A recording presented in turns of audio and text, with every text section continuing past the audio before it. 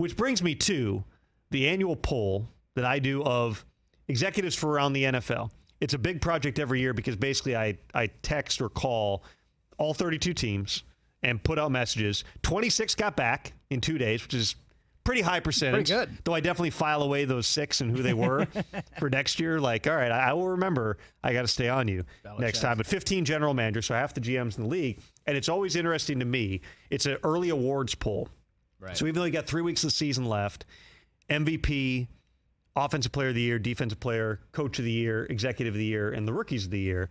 Just to see what the people who are in this every day and they're watching tape, you have some biases because a lot of times you're thinking about the players who might have done something to you. You know, if they blew up against you, you're probably going to be, more inclined to vote for them. But it's always interesting to see where the numbers net out. So, how accurate have you found this to be about who eventually wins the award? Because it's not intended to be predictive. Right. It does, I think, more than anything, it can influence some people because it may make you think about candidates you were not otherwise thinking about. But the difference is, I think that a lot of the voters, and remember, it's a 50-person panel, it's a lot of media people, it's some former players. A lot of those votes are based on, quite frankly, I think a lot of the voters, based on what we see year after year, are influenced by highlights. They're influenced by what they think and what the media is saying, as opposed to these guys are just watching it. Right. And the executive of the year is always the most interesting one because then you're voting on your peers and seeing who you thought got over on other people on some of these trades and things through the course of the year. So the MVP is basically a two-man race. It's Patrick Mahomes versus Jalen Hurts. Mahomes ended up winning with 16 votes. Hurts got 6.5. I thought that was fascinating because that shows you that even though Jalen Hurts is having a phenomenal year, he's going to get a lot of votes for the actual award. Patrick Mahomes is still the most unique player probably in the entire league. You can see the rest of the winners here. Justin Jefferson for Offensive Player of the Year. That one wasn't close. Nick Bosa got 17.5 of the 26 votes. And by the way, the one GM who voted half votes on everything what are we doing? Drives me nuts. He sent me like 4 for each category. I'm like, I'm just going to take the first 2, okay? We're going to drill this down. Oh, so it was just one guy who did it? There were a couple others, but mostly it was one person voted 2 people for every award. Garrett Wilson, that one was close because Garrett Wilson beat out Chris Olave and Dameon Pierce for that award. Wilson got 9 votes, Olave got 6. Yeah. Pierce got 5. That was really close. Kenneth Walker got 3 votes for that award as well. Sauce Gardner, not close, got 18 votes. Tariq Woolen had a handful of votes. Another good candidate. Coach of the Year, Nick Sirianni, ends up winning. That was another one where it was completely split. It was really Sirianni and Kyle Shanahan. Oh. Those were the 2 who had the most. Sirianni got the best record in the league. They've been unbelievable since they made some changes like midway through last season. If you look at their record, I think they're 19-4 since like week 10 of last season. So it wasn't just this year. I mean, this has been going on for a while. And then Howie Roseman winning the Executive of the Year over his good buddy, John Schneider. And Howie gets votes every year just because of all the different things that he does for roster building. The other fun part of this story, and I know I've seen you guys do this with my draft breakdown before, reading some of the quotes. Yeah. So, Brockman, I figured I can't do it because I know who said these things. And so I'm inevitably going to say it the way that they said it. I just want to hear you. Oh, okay. Give me a few of your favorite quotes from the story. So I've been scrolling this, and so we can kind of just go in order. Let's start with MVP. So Patrick Mahomes, this AFC executive said, I mean, why not? He's the best quarterback in the league. Hurts. I can feel him being kind of sarcastic, like really Hurts.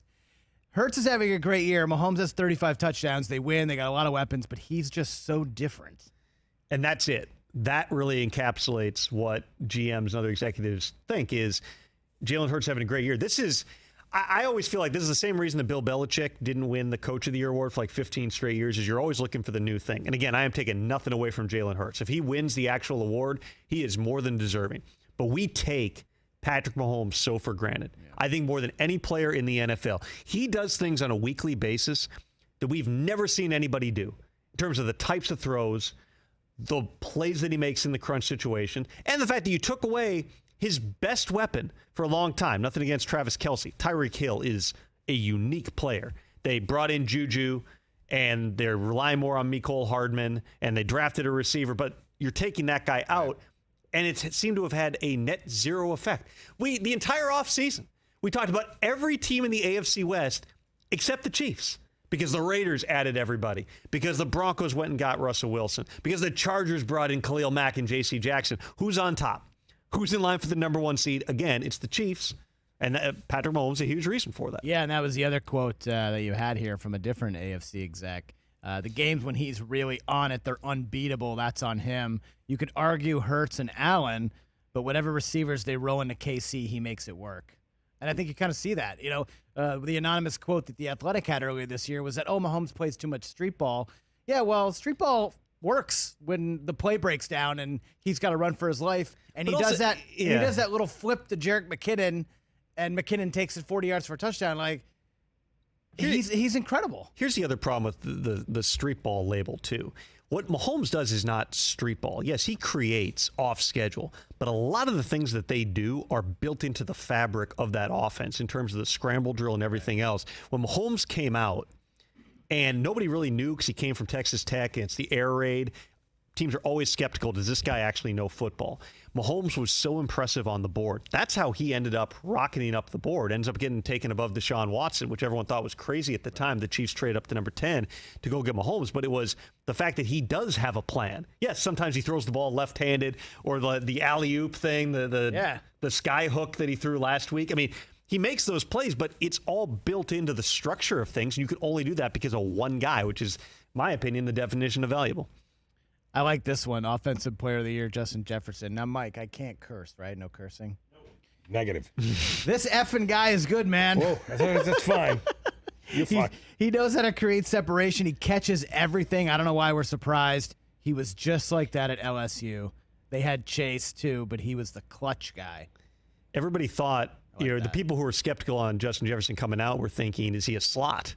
Even though you look at him, he's not built like a slot. He's not an undersized guy, but his sophomore year it would have been, because I think he came out after his junior year. His sophomore year, he played almost predominantly in the slot. His last year at LSU, when they won the national title game, they moved him around more. But what everybody missed was the reason that they are playing him in the slot is because it's easier to get the guy the ball there. Right. If you're out on the perimeter, it's harder just to manufacture it and keep pumping him the ball. That's Kirk Cousins said this to us in the production meeting last week when he was asked about the identity of the offense. He's like, well, facetiously, I'd say the identity of our offense is get the ball to Justin. No, that's seriously basically the identity of the offense and has been for most of this season, even though we saw last weekend Dalvin Cook is still quite a playmaker himself. Here's one about your guy, TJ, Micah Parsons, who, he had 8 votes in Defensive Player of the Year. I'm trying to imagine that defense without him. I still think they're okay, but he's so effing good. I like when these guys curse about how good a guy is. There's a lot of cursing. That's always one of the big takeaways. But that's how you know they believe it, right? That's how you also know that it's an authentic quote. Yeah. There's always a great, back and forth. I feel like I've seen the stories before where Matt Stone and Trey Parker on South Park have like these memos that go back and forth to the network of like, what are you and are you not allowed to say this week? And I always have I have to battle for how many F words I can have in these stories. Because like sometimes they're like, okay, we'll leave these in, but like this one's just egregious. We got to take this one out. Got a few in there though. Yeah, there's a few in there. Here's the last one is about Howie Roseman. He's playing 3-dimensional football executive. I don't even know what that means. It's like when people say there's 4D chess.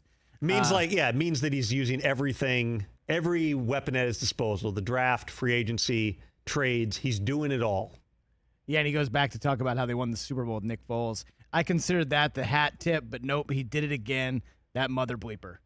And that executive, by the way, did sound, he was half joking, but kind of pissed. I can't. This guy did it again. Yeah, exactly. I mean, Howie, what he's done since he came back into that role, because remember when Chip Kelly took over the personnel side of things, there was that little stretch there where Howie was not in charge, but he built a Super Bowl winner back in 2017, basically had to tear things down, move on from the quarterback, everything that they did, and now has built it again where they've got the best record in the league 5 years later. That's a really hard thing to do. Also, there was love in that story, if you still got open, Brockman, for John Schneider, the Seahawks Yeah, GM. I was just looking at that one. That was the last quote. The whole world told Schneider they were going to effing be not worth an S, which is true. I mean, I had them in the running for the top spot in the draft. They're competitive. He drafts Woolen, and what effing round was that?